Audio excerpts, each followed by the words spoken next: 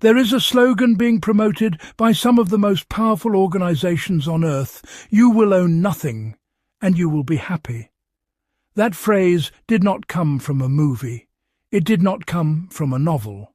It came from the World Economic Forum, published on their official channels, promoted at their annual conference in Davos, Switzerland, where presidents, prime ministers, and the world's most powerful billionaires meet every year behind closed doors. You will own nothing, and you will be happy. Think about what that sentence means for a moment. No private property, no savings that cannot be touched, no business you built that cannot be taken, no cash in your hand that cannot be switched off. Just a system that provides what it decides you need, and you will be happy with whatever that system gives you. This is not a theory about the future. This is a published plan with a published deadline. The year 2030, 4 years from now. And right now, while UFO files dominate every news channel and governments manufacture one crisis after another, that plan is being built piece by piece, quietly, systematically, on schedule. This video is about that plan, what it is, how it works, who is building it, and why they need you distracted to finish it. Here is what Agenda 2030 actually means in practical terms. 3 systems are being built simultaneously across the entire world. The first system is digital identity. In September 2024, every single member state of the United Nations signed a document called the Global Digital Compact. Every country, every leader, all of them. That document sets a hard deadline of 2030 for universal digital identity covering every person on Earth. What does that mean for you? It means your identity will exist inside a digital system controlled by institutions you did not elect and cannot vote out.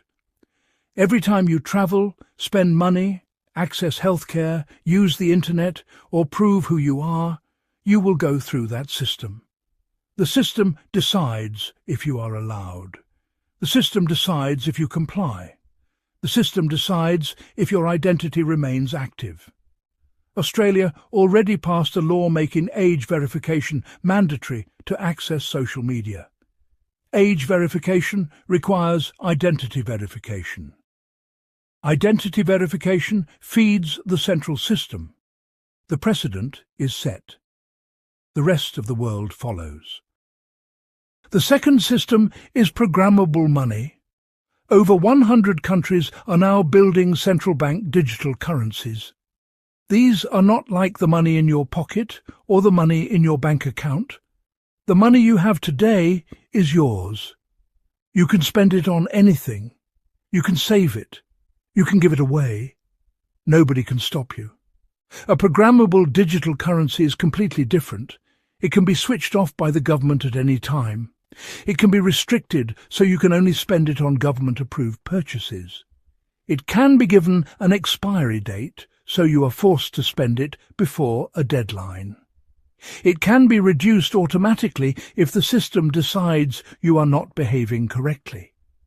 Your entire financial life becomes a tool of control in the hands of whoever runs the system.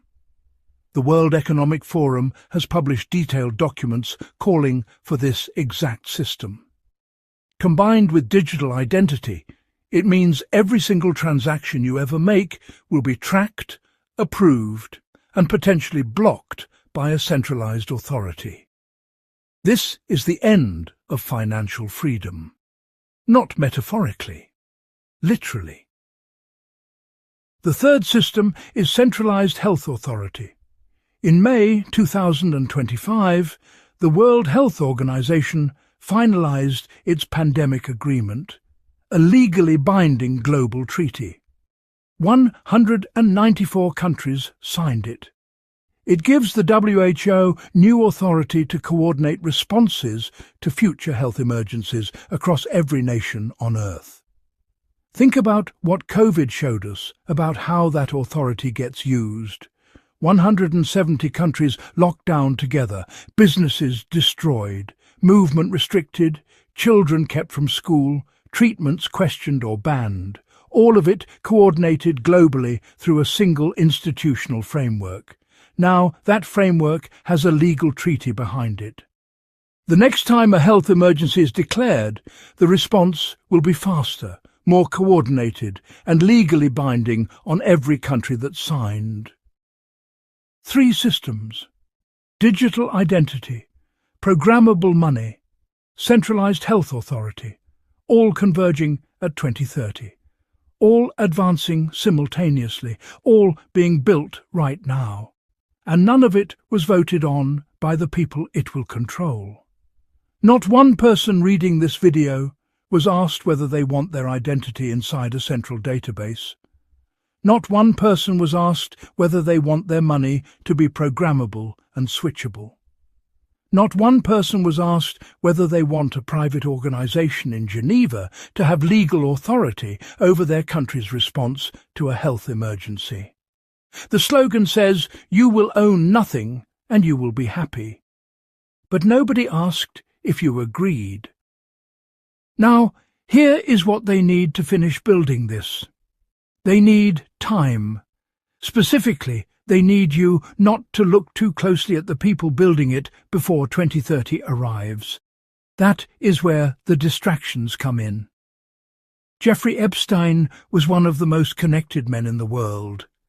Before he died in a prison cell in 2019, he gathered compromising information on presidents, prime ministers, billionaires and royals for decades. Investigators seized up to 40 terabytes of data from his properties. Epstein called himself in his own emails the Davos concierge. He used the World Economic Forum, the same organization promoting the 2030 agenda, as a networking tool. The CEO of the World Economic Forum attended private dinners at Epstein's home. He resigned after those dinners were exposed in released documents in 2026. The people whose names are in the Epstein files overlap directly with the people advancing the 2030 agenda. That is not a coincidence.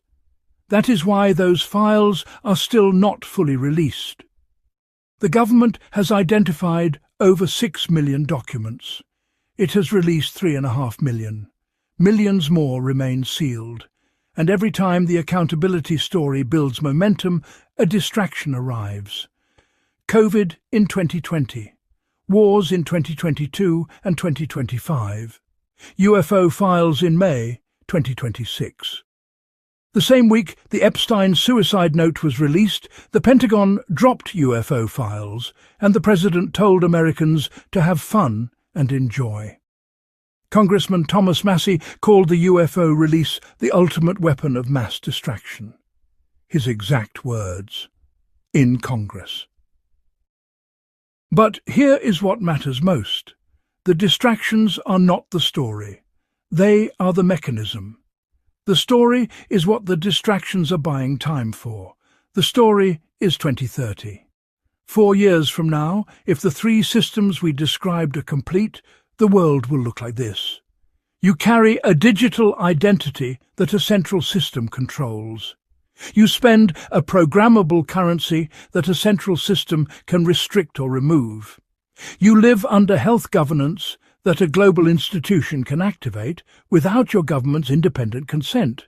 You will own nothing, and you will be happy, because the system will decide what happy means. This is not inevitable. Systems that are built can be stopped, but they cannot be stopped by people who do not know they are being built. The only thing standing between this plan and completion is an informed public with 4 years and the will to ask questions. So share this. Ask the questions, because the clock is running. And the people building this are counting on you to watch something else. That is the story behind the story. Drop yes in the comments if you believe people deserve to know this. because the algorithm will not push this. Only you can.